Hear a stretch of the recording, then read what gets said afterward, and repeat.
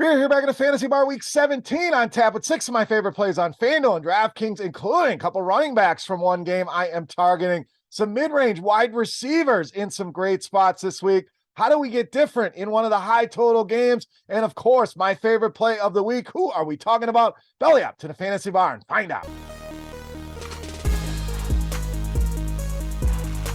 Welcome in, guys. Week 17 edition Beers Daily Fantasy six-pack this season flying by. We are back with 6 of my favorite plays for this week on FanDuel and DraftKings. Thank you, as always, for stopping by and checking out the video. Now, before we get into plays, couple things. Take a second, click that thumbs up button. Helps us out tremendously on YouTube. The tip jar here on this free video in the Fantasy Bar. Thank you very much for that. Subscribe to the channel as well. Doing NBA videos a couple times a week. This video, and of course, my pints and picks, 2 of my favorite NFL bets each and every week, 10 and 2 on those bets over the last 6 weeks. So check that out, subscribe. Don't miss any of the content. Speaking of sports betting, check out scoresandodds.com/beer. Tons of great information there. That link right there in the description of the video. All right, looks like a fun week. A lot of teams with a lot on the line here this week. We don't have the weather concerns that we had last week. So let's jump into things here. Let's start at the running back position with Tyler Allgeier of Atlanta. So Allgeier, we know this backfield, a lot of guys. Cordero Patterson's still there, still getting touches, but it's Allgeier who's really had the upper hand in this backfield here. 20 touches per game here over the last couple weeks, and I don't think that changes. Atlanta looking towards the future. Have already made the move to Desmond Ridder at quarterback. I think Allgeier going to continue to see the majority of the touches here for Atlanta, and was nice to see him finally get involved in the passing game. We know it's just been a lot of carries, so more of a FanDuel play generally. But if he's going to get 5 targets in a game, he becomes a lot more viable over on DraftKings here, just 5,300 over there this week. Atlanta, home favorite, so we can check that box in the matchup.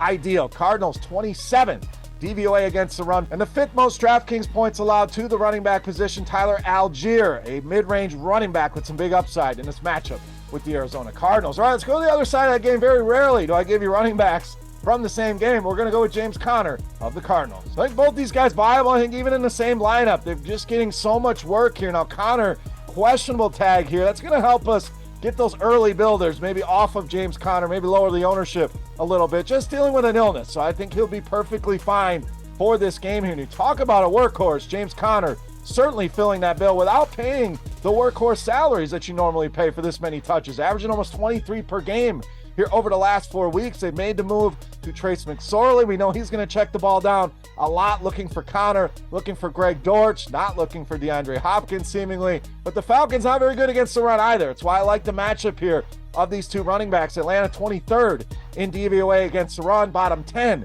in rushing yards allowed to the running back position. James Conner just getting too much work to ignore here in a good matchup with the Falcons. All right, to the wide receiver position. Let's stay in the mid-range here with Allen Lazard of the Packers. So Christian Watson, it's been a great story, no doubt. It's coming on like a house of fire of late, but is questionable. Did not practice as of this recording on Thursday. So even if he is able to give it a go, what's it going to look like for Christian Watson? We know this guy gets hurt a ton, so maybe he's a decoy. Maybe he plays limited snaps. Regardless, even if he plays, I don't mind these prices here for Allen Lazard. Big game here for the Green Bay Packers. Got to continue to win here in this one to keep their bleak playoff hopes alive. And we saw season high 11 targets for Allen Lazard on Christmas against Miami. Now, this matchup with Minnesota is about as good as it gets. 4 wide receivers. They've allowed the most receptions, the most receiving yards, and the most fantasy points in the entire NFL to the wide receiver position. Aaron Jones a little banged up here as well. I think Rodgers really going to depend on Allen Lazard here in this big home game against the Minnesota Vikings. All right, let's stay at receiver. Let's go even cheaper, this time with DJ Chark Jr. of Detroit. Trying to make life easy on here, find some values, find some cheap guys, and DJ Chark really stands out to me as one of the best cheaper options, specifically on DraftKings, all the way down at 4,300. We know people are going to be targeting this game, big 52-point total here with Detroit and Chicago. But let's not forget about DJ Chark. The popular pairing going to be Jared Goff, Amon-Ra St. Brown. No issues with that, but you can include Chark in there. You can leave Amon-Ra off if you wanted to get a little bit different, or just a one-off play if you need a value with Chark, who's absolutely crushing these salaries right now. 14 or more DraftKings points in 3 of the last 4 games. We know it gives them that big play ability against the Bears. There's going to be plenty of those opportunities here. This offense and Jared Goff just operate so much better here at home. But Chicago 29th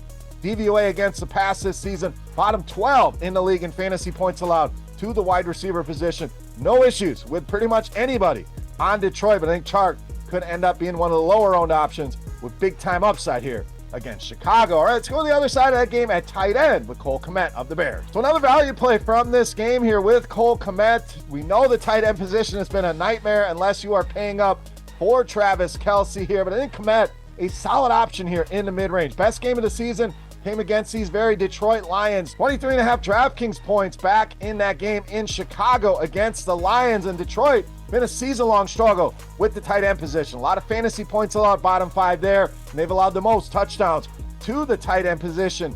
10 so far this season. 2 of those came from Cole Kmet. Last time, I think he finds the end zone here once again in Detroit. All right, it's time to take a look at my favorite play for Week 17. Before we do that, let's continue our Beast of the Week contest. Easy to play, free to play, and most importantly, a thank you to you guys for your support here in the Fantasy Bar. All you got to do, get in the comment section right below the video here on YouTube. Make sure you click that thumbs up button and subscribe if you have not done that already. And guess fantasy points for my Beast of the Week on FanDuel this week. The closest guess going to win themselves a free week of RotoGrinders Premium. Chance to check it all out behind the scenes, absolutely free. All right, let's wrap this baby up. My favorite play for Week 17, you know, Mass, the Beast of the Week.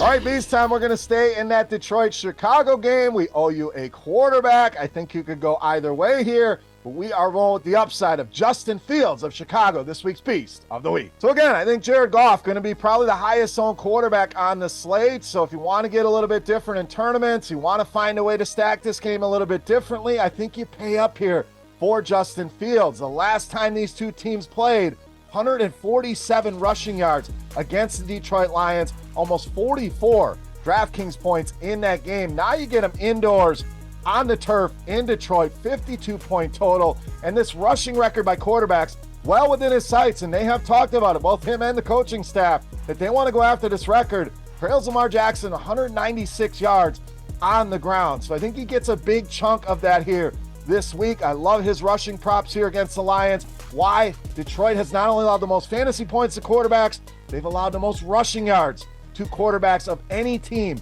in the NFL. A lot of that was done by Justin Fields back in Week 9 or 10, whatever that was, but I think he does it here once again. Bears can play spoiler here on the Lions' playoff hopes. Justin Fields in a smash spot here this week against Detroit. Easily my favorite play on the board in this week's Beast of the Week. All right, guys, that'll do it for Week 17. Try to provide you with some value. Everybody under 8K here on DraftKings. Make your life easy. If you have any comments, questions, or feedback, hit me up in that comment section right below the video. Don't forget, fantasy points for Justin Fields on FanDuel this week for your shot at some free RotoGrinders Premium. And I want to know who your top play is. Who's your Beast of the night? If you were 10 in the Fantasy Bar, sound off in that YouTube comment section. Thumbs up button, subscribe if you have not done already. And don't forget scoresandodds.com/beer for tons of great sports betting information. For RotoGrinders.com, I am Beer saying salut, guys. Best of luck here in Week 17. Thank you so much for watching, and we'll see you. Hey, thanks for checking out our videos. If you want more expert advice on DraftKings, FanDuel, or any other daily fantasy sports, make sure you check out the current videos playlist